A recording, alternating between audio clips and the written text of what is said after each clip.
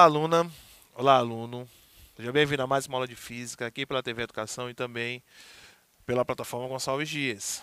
Bom, a aula de hoje nós vamos falar sobre movimentos com velocidades constantes, tá ok? Então fica ligadinho na aula de hoje, papel, caneta, faça suas anotações, tá ok? Tem muita coisa legal aqui na aula de hoje e nós vamos aqui, não é, revisar assuntos anteriores e fazer uma conexão com a primeira lei de Newton, tá ok? Então fica ligadinho aí que tem muita dica bacana, certo? Primeiro a gente começa fazendo, né, aquela revisão do que são velocidades constantes, né, que são movimentos com velocidades constantes, tá ok? Bom, nós já falamos isso lá na cinemática. Movimentos com velocidades constantes são aqueles movimentos que nós chamamos de movimentos uniformes, tá ok? Então, isso aqui nada mais é do que um movimento uniforme, ok? O famoso MU, né? Ou MRU, se for movimento retilíneo, ou MCU, se for movimento circular, né? Uniforme, para ambos. Tá ok? Então, esse movimento uniforme, ele é caracterizado, vocês lembram, por velocidade constante, né? Então, essa é a característica do nosso movimento uniforme, velocidade constante. O que é um movimento com velocidade constante? É muito simples, gente. Tá ok? É quando nós temos aqui em um movimento qualquer, né, que ponto A e um ponto B, as velocidades em que o corpo ele passa no ponto A, ele tem que ser igual à velocidade com que ele vai passar no ponto B. Então, isso é que vai caracterizar o movimento como um movimento constante, né? Um movimento uniforme. Tá ok? Bom, no caso da função, a gente trabalha com a velocidade, né? Velocidade vai ser o espaço, né? O ΔS, sobre o tempo, que é o ΔT, né? O espaço percorrido sobre o tempo. Tá ok? Então, ΔS vai ser a velocidade vezes o ΔT. Fazendo aquela multiplicação, né? Cruzada aqui, né? Multiplicar os meios com os extremos, né? Okay. Esse ΔS é o espaço final menos o espaço inicial, velocidade, né? Vamos chamar esse ΔT apenas de t. Vamos considerar que o tempo inicial seja zero, tá certo? Então, o espaço final, deixa eu apagar aqui que ficou parecendo uma delta.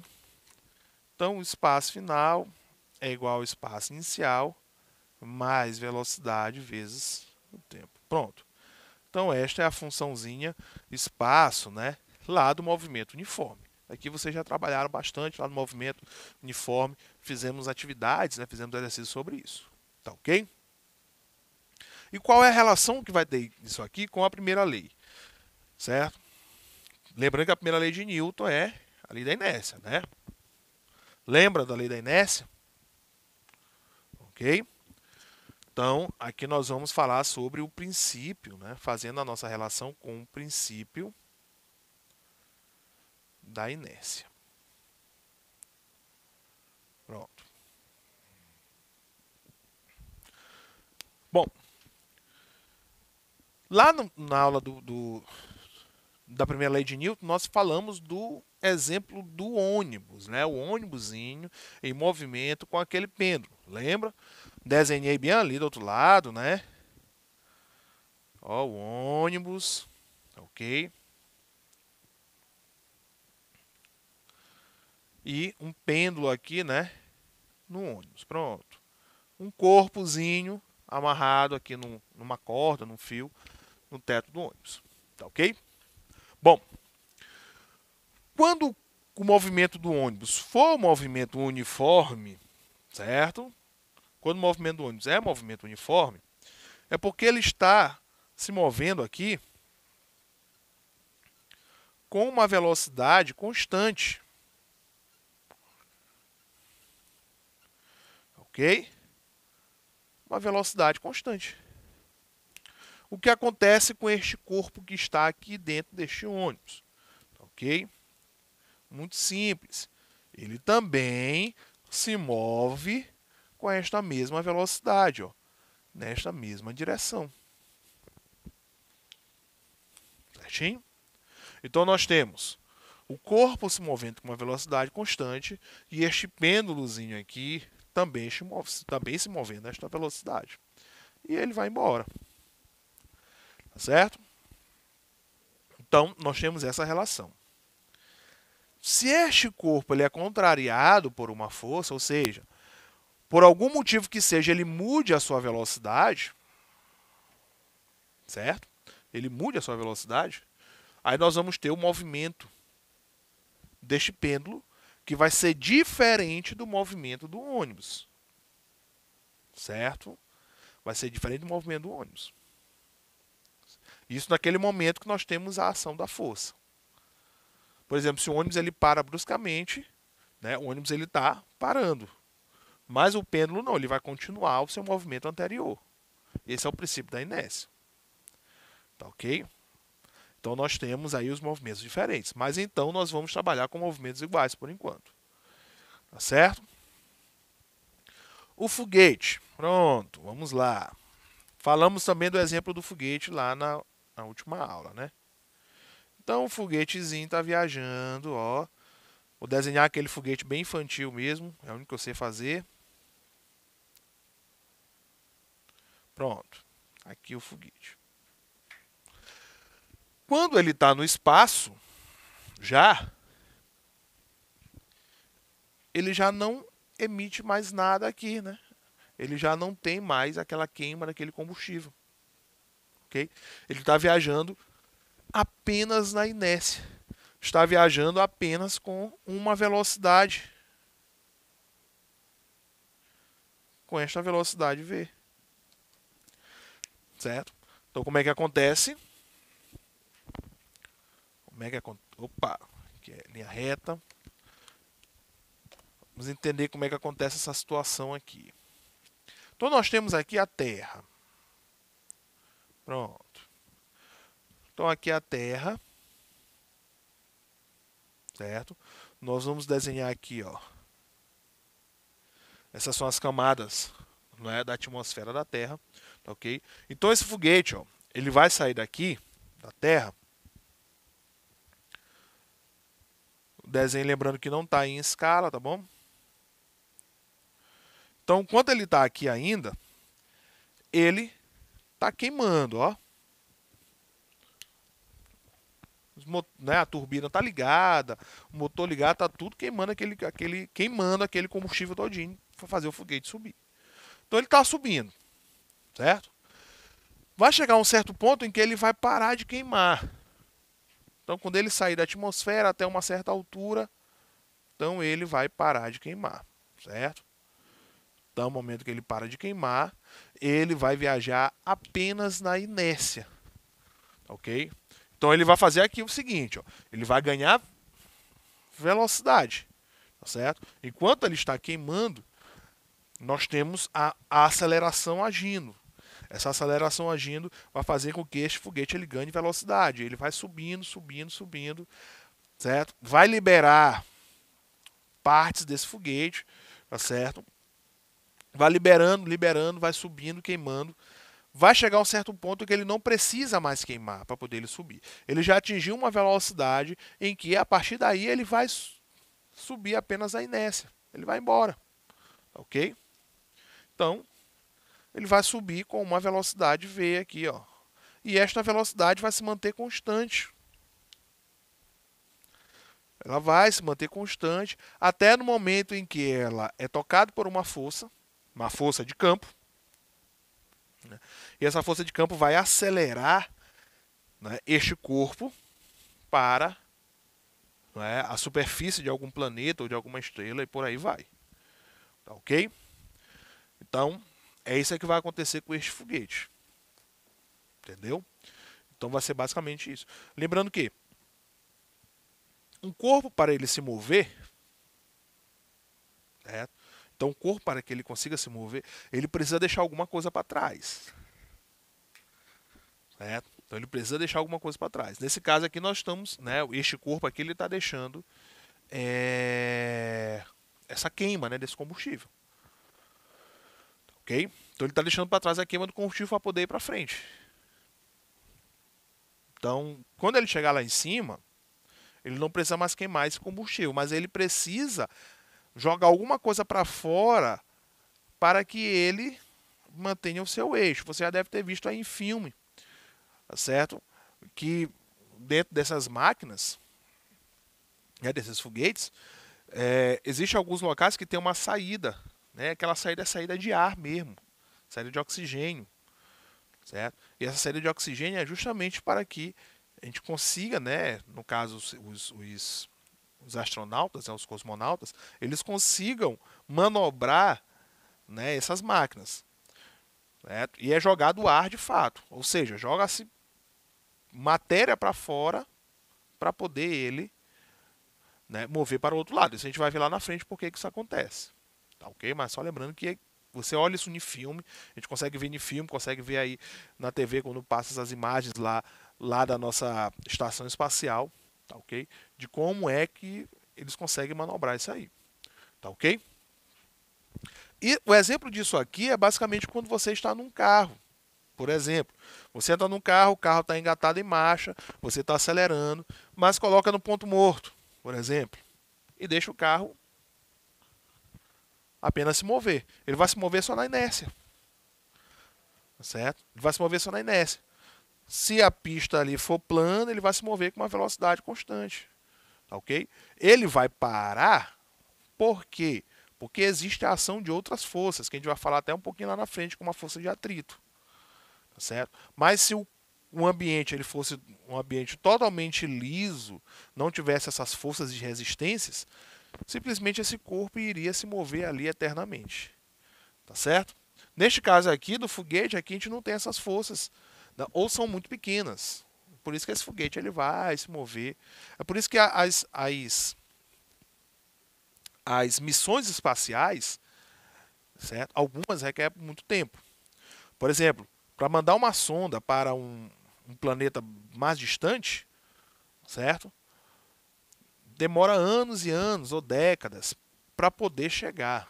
É justamente porque ele vai fazendo este movimento, né, dessa sonda. Ela vai entrar em órbita com, né, o Sol, por exemplo, vai fazer movimentos cada vez maiores até chegar lá no seu destino. Ela não vai em linha reta, ok?